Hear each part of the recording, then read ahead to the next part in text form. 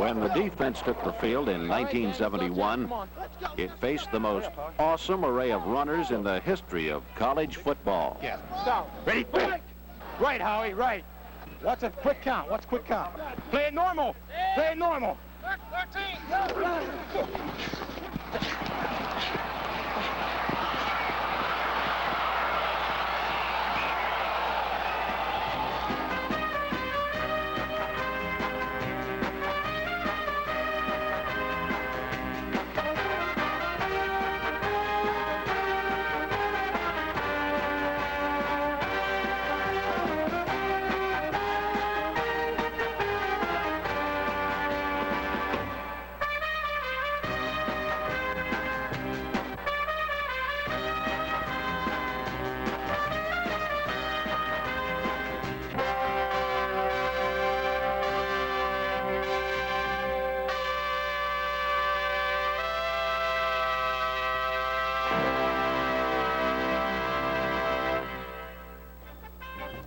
Jeff Kinney was the leading runner on the national champion Nebraska Cornhusker. He was also an All-America candidate. Like all college scholar athletes, Jeff's season started before the summer was over. 71! Pretty deep, what's the draw? 71! Hut! Nebraska coach Bob Devaney was preparing his team for a long, tough schedule. The emphasis on many college practice fields was to develop a powerful running game. Fire up a little bit. Don't let the defense be the only one that fire up. Got it going. Everyone's quiet. Come on. Jeff Kinney and many ball carriers like him exploded in 1971. More single game, season, and career rushing records were smashed than at any other period in football history. It was the year of the record-breaking runner. As chairman of the coaches selection committee, Bob Devaney studied game action film on the leading All-America candidates. Here Devaney is watching Oklahoma's Joe Wiley prior to Nebraska's big showdown with the Sooners on Thanksgiving Day. By continually scouting future opponents, Devaney and his fellow coaches know by the end of the season who the best players are. The young men you are looking at are all outstanding athletes. Our job is a tough one, picking the select few who are All-Americans. Each game we play, we receive 3 of our opponents' game films in advance. In this way, we see players in game action from 4 different schools. Most teams play a 10 or 11 game schedule, so we see better than 40 different teams during the season. And you figure there are possibly 1,000 coaches who are doing this and casting their ballots for the All-American team. By the end of the season, we know which boys had outstanding years and are deserving of this special honor.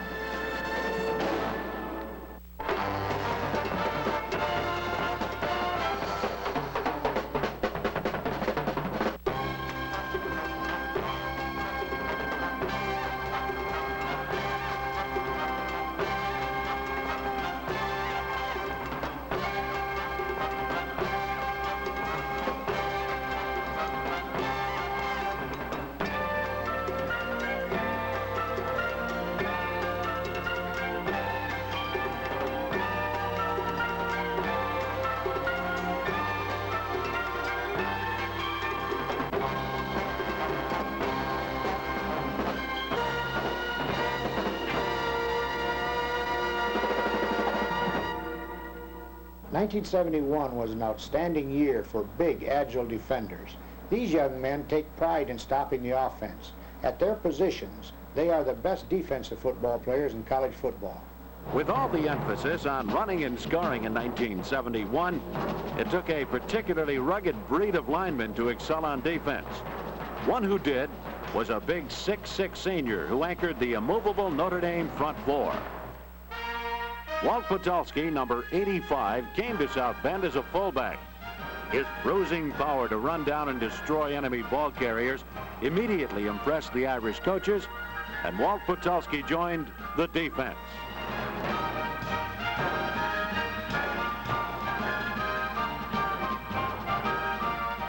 In the last 2 seasons, Podolsky has been credited with 134 individual tackles. Nobody blocked Walt Patulski for long.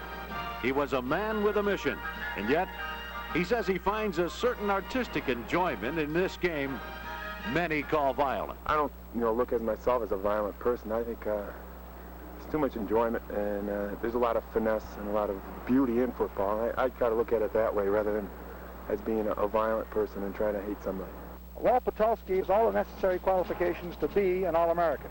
As a defensive left end on our football team for the last 3 years, he's been very difficult to run inside or outside on and puts an immense rush on the passer. And he's one of the finest defensive ends that I've ever coached at the University of Notre Dame.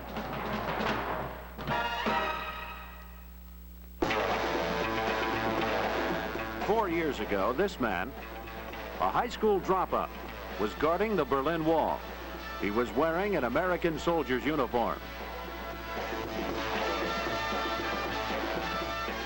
Berlin, Germany is a long way from Boulder, Colorado, but it was across the Atlantic in Europe where Coach Eddie Crowder first met Herb Orvis.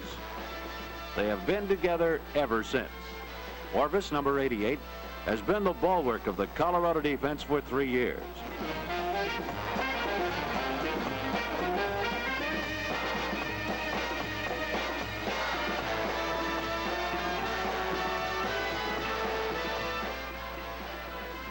Forcing a fumble or surrounding a runner with the Orvis bear hug, number 88 plays defense the way it was meant to be played. Few opponents escape the wrath of Herb Orvis.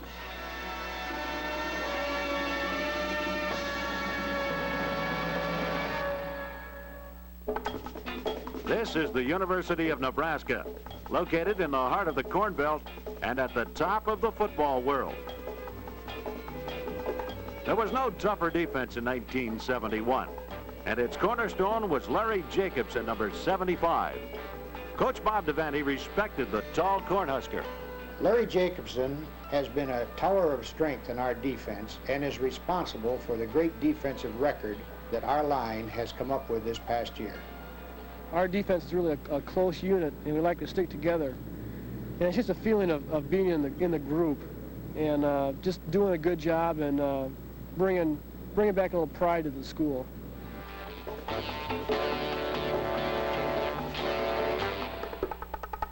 Each week on the NCAA TV game, Robert Lund, General Sales Manager, Chevrolet Motor Division, presented $1,000 scholarships to the schools representing that game's outstanding offensive and defensive players. One of the season's winners was Ron Curl, Michigan State, for his play against Big Ten champion Michigan. Curl was constantly in the Wolverine backfield and batted down 4 passes. Against Notre Dame, Curl's jarring tackle forced a safety, marking one more clutch play by Ron Curl, another in the long line of defensive greats from Michigan State. Louisiana State University, where pretty Southern belles and hard-hitting defense are a way of life. Where you left arm is, catching him. What do you think you're doing, blocking him? I want the dadgum shoulder pad in his headgear, like so, and I want the damn forearm right there. Now get it there. Go, Rick. Ron Este, number 78, has taken that kind of rugged training for 4 years and turned it loose on the enemy. The rock of the LSU defense, Ron Este, is a tackler with determination.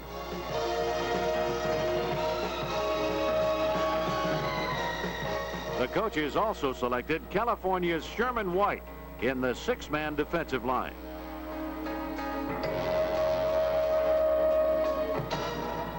The key to a good defense is the linebacker.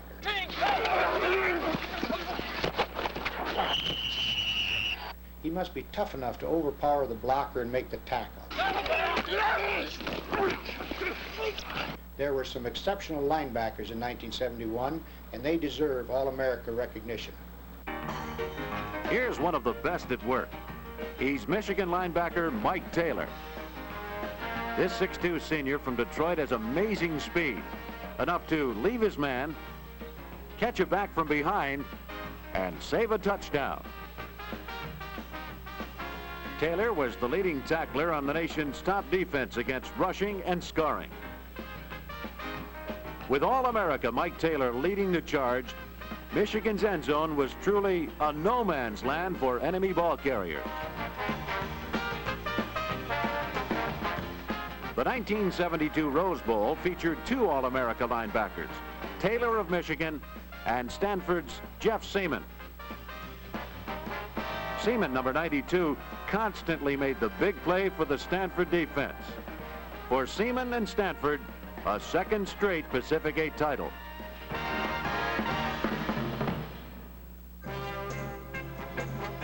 It's often been said the loneliest job in football belongs to the defensive back.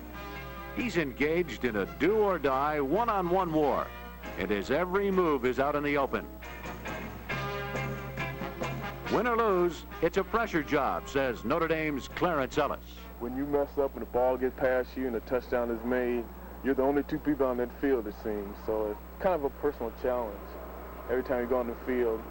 And when somebody beats you, well, then you figure you got to get yourself back up again. The game's not over, and there's a lot more games to be played. Clarence Ellis, number 23. Notre Dame's cat-quick cornerback has knocked down more passes than any other player in Irish history. Coach Ara Persegian calls Ellis the best defensive back he's ever coached.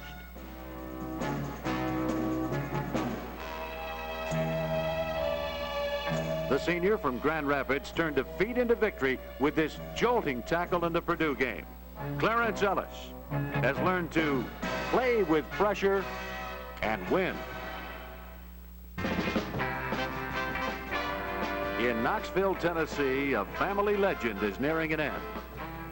Number 44 is Bobby Majors, the baby of the fabulous Majors family.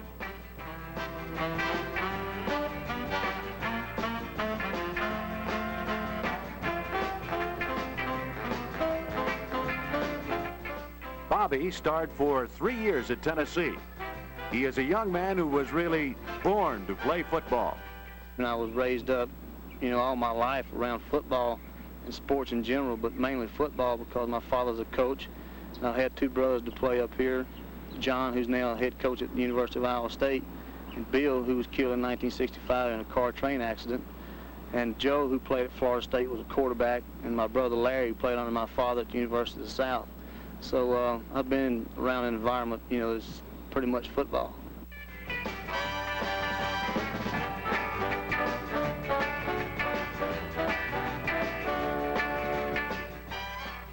Bobby Majors, final brilliant star of a fantastic football family.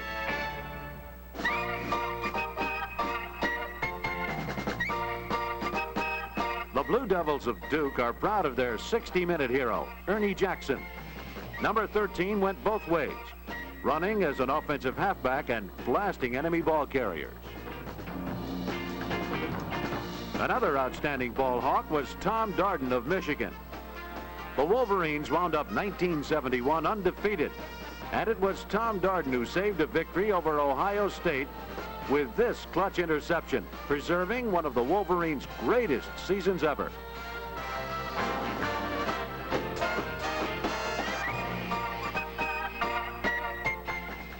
Again, let's look at the defensive backs.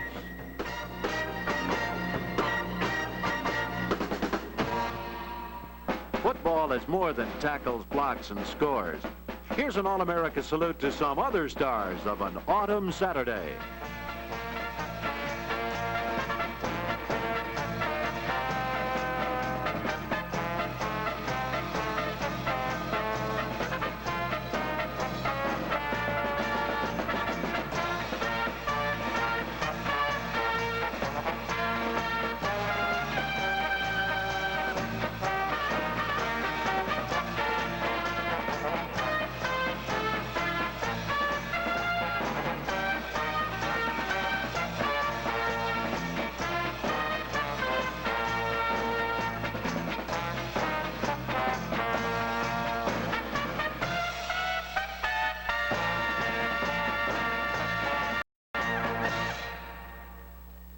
All coaches look for speed, quickness, and determination when they are rating the young men moving the football. A lot of points were scored in 1971, and here are some of the athletes who made it possible, the offense. When the national champion Nebraska Cornhuskers took the field, their game breaker was Johnny Rogers. Only a junior, this 5'10" receiver has been hailed as Nebraska's most exciting player ever.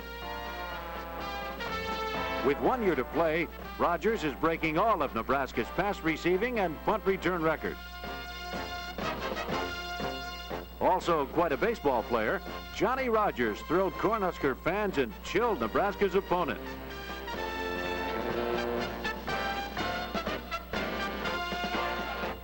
This twisting punt return helped beat Oklahoma in the year's biggest game and earned the All-America spot for number 20, Johnny Rogers.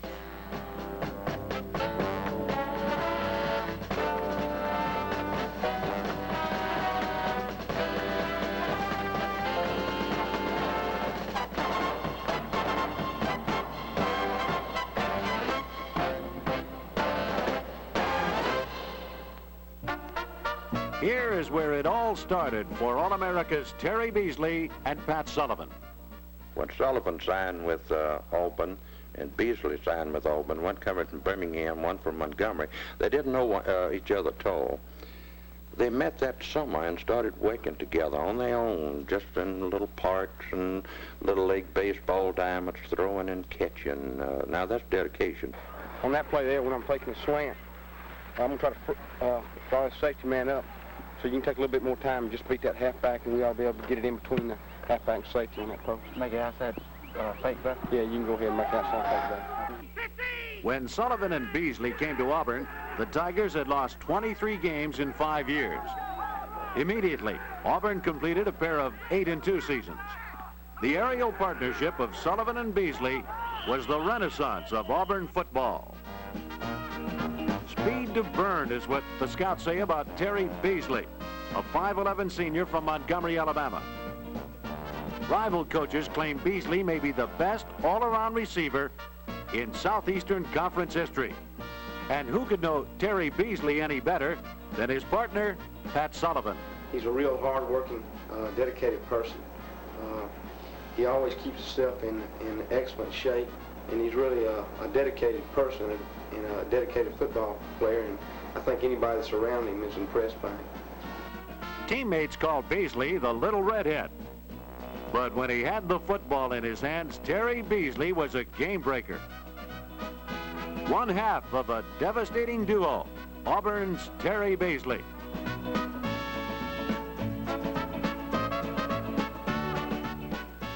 Before Beasley can catch, somebody's got to pitch. That's Pat Sullivan. Says Beasley, it's easy when Pat Sullivan is your quarterback. About Sullivan, Beasley says a lot more. Well, Pat, he's a lot calmer, you know, when he calls the plays. He's real smart quarterback, and also like dropping back, throw the ball. He don't just follow me when I run my pass route, because if he looked at me the whole time, then it would be easier for them to cover me, and he makes it a lot easier for me. Pat Sullivan rewrote the SEC record book and was responsible for 71 touchdowns, a national career record. But most of all, Pat Sullivan was a clutch player and winner of the 1971 Heisman Trophy as college football's Player of the Year.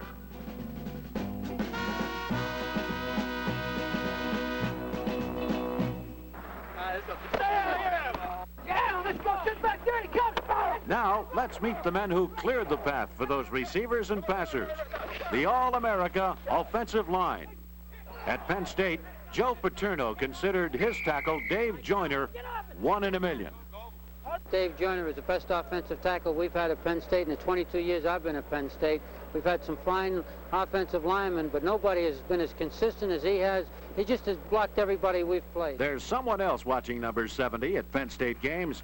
Dave's wife, Carolyn, is a cheerleader. They were married early in the football season, a few hours after Penn State beat Air Force. Go, go, go, go, go! Go! Go, Mitch! Go!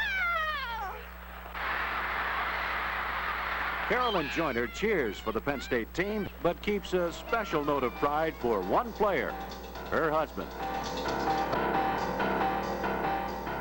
At Alabama, Bear Bryant was equally proud of his 273-pound tackle. Well, John Hanna is the greatest blocker I've ever been around. He's tremendously large, and he has quickness for a man that size. He's very intelligent. He comes off the ball very well, and I think one of the outstanding blockers in the nation. One of the biggest players ever recruited by the Bear, John Hanna, Alabama blockbuster. The Texas Longhorns wrapped up their 4th straight Southwestern Conference title. And a key to the feared Texas running attack was Jerry Sizemore, a 247-pounder who moved tacklers out of the way.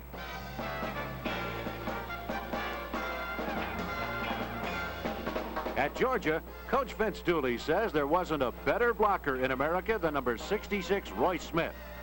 Smith's ambition from his first day at Georgia was to make All-America. Royce Smith reached that goal. The coach's All-America center is Tom Brahaney of the Oklahoma Sooners. Brahaney takes his place with the All-America offensive line.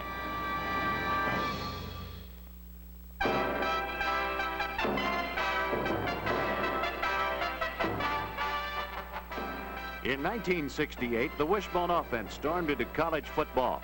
The option, keep it or pitch it, as one coach says, simply outnumbers the defense. With the refinement of the option play came the success of the men who carry the football.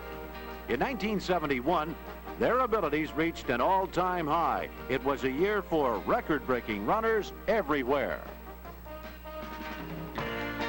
Elusive Bobby Moore of Oregon set the West Coast on fire.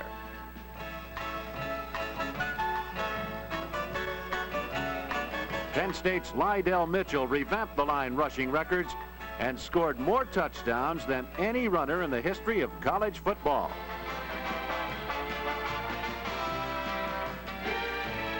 Billy Taylor was Michigan's top ground gainer, moving ahead of Tom Harmon and Ron Johnson in the Wolverines record book.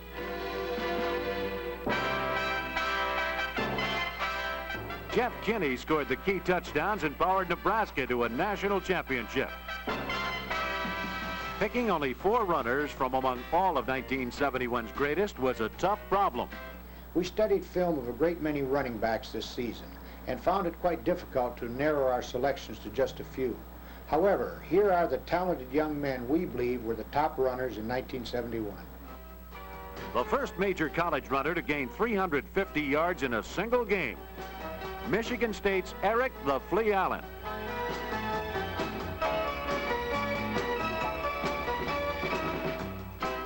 When number 24 from Georgetown, South Carolina breaks a run, nobody is going to catch him.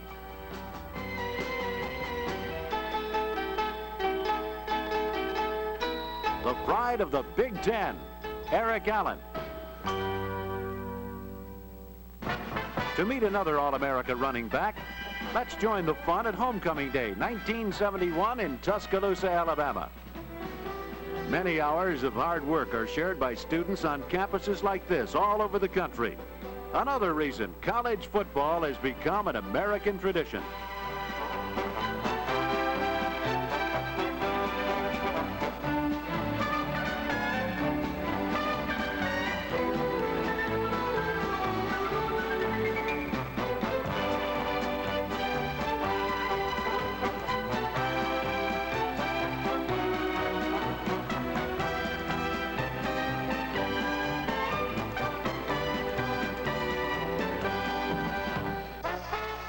A major object of all this attention was the Crimson Tide's fabulous Johnny Musso. Number 22 gained a reputation for doing it all.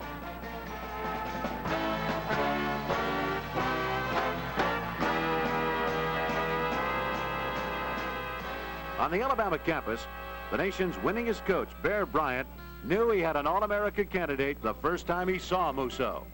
I can't say too much about Johnny Musso because he's a complete football player. A complete football player who catches passes, makes bruising tackles, and runs. He runs very well. He's a tough runner where he's thick. He's has tremendous balance and determination. And actually the best thing he does is block. For instance, against LSU, he goes up and blocks the safety on the ground. Terry Davis kept the ball in here. for the score. Some of the best runs he's ever made has been for 3 or 4 yards without any blocking.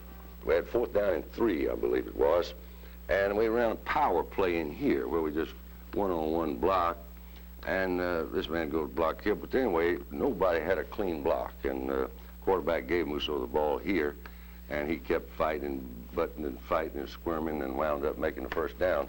When I'm running and I get hit or something and I think I'm going down, the one thing I try to do is take one last step. And if I can get that step, I'll fight to get one more. And you'll be falling forward, you know, just taking one step at a time. And then basically, you know, when you don't think you can get one more, I just try to take one last step and get the most out of every play that I can. The Southeastern Conference's all-time leading runner, Alabama's Johnny Musso, is a portrait in rugged determination.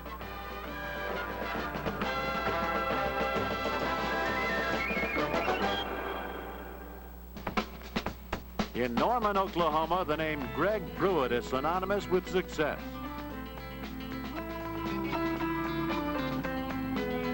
The only junior in the All-America backfield, Pruitt says, "My secret is to keep moving.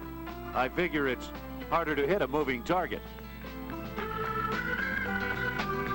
After Oklahoma whipped Texas, a Longhorn player said, "Pruitt is so fast, he's hard to see." The 5'9" speedster led the Sooners to all sorts of NCAA offense records, and is the reason Oklahoma fans shout, "Let Pruitt do it."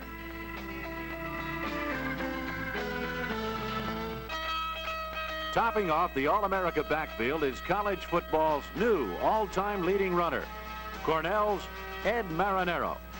You measure his accomplishments in miles, not yards.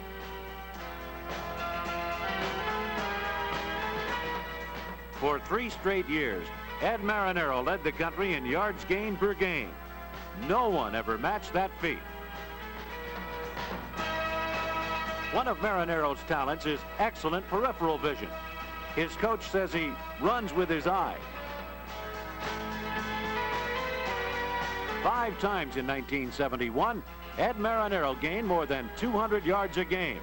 That's another new mark. He ran for more yards in a season and in a career than anyone else in football history.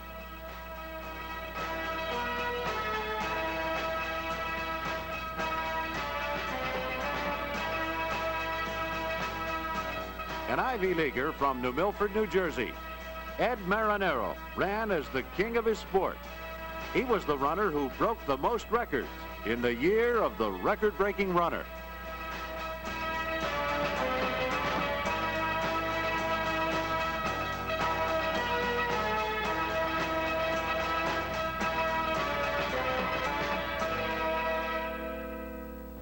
You have just seen in action our selections for the 1971 Coaches All-American team.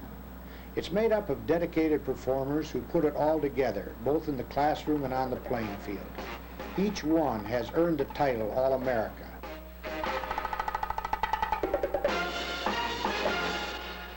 Now speaking for the All-America Selection Committee, I want to thank all of you fans for your overwhelming support of college football.